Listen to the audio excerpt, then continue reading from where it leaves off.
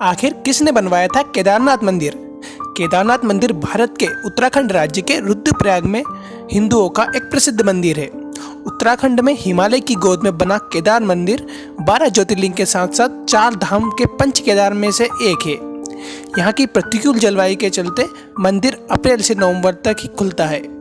देश से ही नहीं बल्कि विदेश से भी यहाँ कई श्रद्धालु आते हैं, लेकिन बहुत ही कम लोगों को पता होगा कि इस प्राचीन केदार मंदिर का निर्माण किसने और कब और क्यों करवाया था।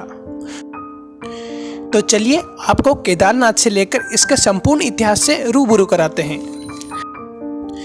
इस मंदिर का कोई ऐतिहासिक प्रमाण तो नहीं है, पर 1000 वर्षों से यह मंदिर एक महत्वपूर्ण तीर्थ स्थल है। पत्थरों से बने इस सुंदर व अखंड मंदिर को कहा जाता है कि इसका निर्माण पांडवों ने पाप मुक्त होने के लिए करवाया था। कुरुक्षेत्र की भूमि पर 18 दिनों तक लड़े गए इस महाभारत के भीषण युद्ध के बारे में कौन नहीं जानता। इस युद्ध में सभी रिश्तों की बलि चढ़ गई थी, फिर चाहे वहाँ गुरु शिष्य का रिश्ता हो, भाई भाई का रिश्ता हो या चाचा भतीजे का रिश्ता हो। 18 दिनों तक निरंतर कुरुक्षेत्र की भूमि कौरव व पांडव की सेना से लाल हो गई थी। महाभारत का युद्ध समाप्त होने पर विजय तो अवश्य ही पांडव की हुई थी, लेकिन जब तक बहुत देर हो गई थी, क्योंकि उन्होंने भी बहुत कुछ खो दिया था। युद्ध समाप्ति के बाद सभी पांडव भगवान श्री कृष्ण के पास बैठकर युद्ध के परिणामों व प्रभाव के बारे में चर्चा कर रहे थे। तब श्री कृष्ण ने उन्हें पश्चाताप करने को कहा। श्री कृष्ण के अनुसार ब्रह्म हत्या, गोत्र हत्या, कुल हत्या, गुरु हत्या इत्यादि के पाप पांडवों पर चढ़ चुके थे। इसके लिए उन्हें इसका पश्चाताप करना आवश्यक था।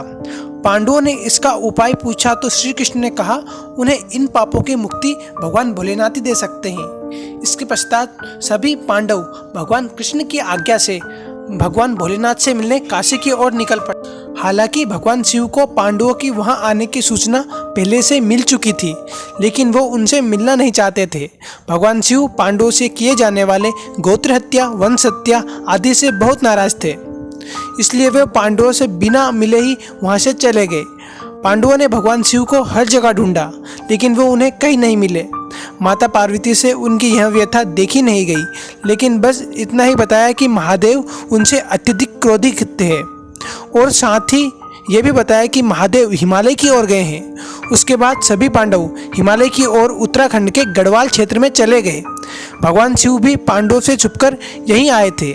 भगवान शिव ने पांडवों के पीछे पीछे आते देखा तो उन्होंने इसका एक उपाय निकाला। वहाँ पहाड़ों के बीच कई पशुओं के घास चर रहे थे, तो भगवान शिव के बीच गए और बेल रूपी अवतार ले लिया ताकि पांडव उन्हें पहचान ना पाए। पांडवों ने भगवान शिव को हर जगह ढूंढा, लेकिन वे उन्हें कहीं नहीं मिले। अंत में पांडवों को आभास हुआ कि भगवान महादेव इन्हीं पशुओं के झुंड में हो सकते हैं, और महाबली भीम को एक उपाय सूझा और उन्होंने अपने दोनों पैरों को पहाड़ी के दोनों सिरों के रखा और गहनता से सभी पशुओं को उनके पैर के नीचे से निकालना शुरू किया। भीम के विशालकाय शरीर को देखकर सारे पशुओं में हलचल होने लगी और वो इधर उधर भागने लगे, लेकिन वह एक बैल स्थिर खड़ा रहा। बैल का भीम के विशालकाय शरीर को देखकर उस बैल पर कोई असर नहीं हुआ। भीम समझ गया कि यह बैल महादेव का रूप है जो उनसे छुप रहे हैं। महादेव को भी पता चल गया कि भीम ने उन्हें पहचान लिया है। महादेव अपने बैल रूपी अवतार के साथ धरती में समाने लगे। भगवान शिव को बैल रूपी अवतार को धरती में समाते देख भीम उनकी तरफ लपका और बैल की पीठ अपने हाथों से जकड़ ली। भीम द्वारा पीठ अपने हाथों से जकड़े जाने के कारण वह वहीं रह गई और अन्य 4 भाग उत्तराखंड के अन्य 4 स्थलों पर निकले। आज उन्हीं 4 स्थलों पर 4 अन्य केदार है। भगवान शिव के बैल रूपी अवतार का मुख्य रुद्रनाथ में, भुजाएं डुंगनाथ में, नाभि मध्य महेश्वर में व जटाएं काल महेश्वर के में प्रकट हुई। इन्हीं 5 जगह को सम्मिलित पंच केदार के नाम से जाना जाता है। अब सवाल ये है कि केदार मंदिर किसने बनवाया व इसका आगे का क्या इतिहास है। तो चलिए आगे की कहानी जानते हैं। भीम के भगवान शिव की पीठ पकड़े जाने पर वह वहीं रह गई थी और बैल के अन्य भाग अन्य जगह निकलने पर उन्हें शिव की महिमा का ज्ञान हुआ। इसी प्रकार पांडवों ने ही केदारनाथ के साथ साथ अन्य केदार का निर्माण कराया और आगे चलकर पांडवों के पोते जन्मजेव ने आगे लोगों को भी केदारनाथ के दर्शन की अनुमति दी। समय के साथ साथ यह मंदिर जर्जर हो गया और कई जगह से क्षतिग्रस्त हो गया। फिर जब भारत की भूमि पर शंकराचार्य ने जन्म लिया और उनके द्वारा संपूर्ण भारत भूमि के यात्रा की गई और चारों दिशाओं में 4 धाम की स्थापना की गई। तब आदि शंकराचार्य ने इस मंदिर का पुनः निर्माण कराया और अपने जीवन के अंतिम दिनों में शंकराचार्य ने यही ध्यान लगाकर समाधि ली थी। उनकी समाधि आज भी केदारनाथ मंदिर के पास स्थित है। फिर 10वीं से 13वीं शताब्दी में कई राजाओं ने मंदिर का निर्माण कराया था। 13वीं शताब्दी के बाद केदारनाथ मंदिर विलुप्त हो गया था। केदारनाथ के मात्र 2013 की प्राकृतिक आपदा नहीं झेली, साथ साथ कई आपदा भी झेली है। 13वीं शताब्दी के बाद 400 सालों तक यह मंदिर बर्फ में ढका रहा। हाँ, सही सुना आपने। वाडिया इंस्टीट्यूट ऑफ हिमालय देहरादून के द्वारा एक शोध किया गया था कि 13वीं शताब्दी से लेकर 17वीं शताब्दी को लेकर इस जगह पर भीषण बर्फबारी हुई थी, जिसमें न केवल केदारनाथ मंदिर बल्कि संपूर्ण क्षेत्र बर्फ में ढक गया था, जिससे 400 वर्ष तक केदारनाथ मंदिर बर्फ में ढका रहा। फिर 17वीं शताब्दी में मंदिर पुनः देखने में आया। फिर दोबारा मंदिर की तीर्थ चालू कर दिया गया।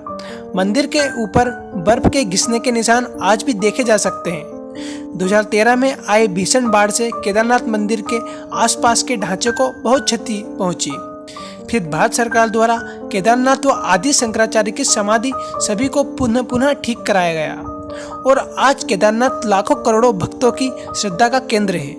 2013 में भीषण बाढ़ से सब बह गया था, पर मंदिर के बचने का कारण शिला उस बाढ़ में मंदिर के आगे आकर पानी के बहाव को 2 हिस्सों में काट देती है, जिसे आज हम भीमशिला के नाम से जानते हैं। लेकिन भविष्य में केदारनाथ मंदिर एक बार फिर विलुप्त हो जाएगा।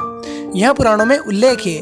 पहाड़ों के मिलने से यह पूरा इलाका बंद हो जाएगा और बाद में एक नया धाम होगा, जिसे भविष्य बद्री के नाम से जाना जाएगा। उम्मीद करता हूँ आपको जानकारी अच्छी लगी होगी। इसी प्रकार कई मंदिरों के रहस्य जानने के लिए हमारे चैनल को सब्सक्राइब करें। खुश रहिए, मुस्कुराते रहिए और आगे बढ़ते रहिए।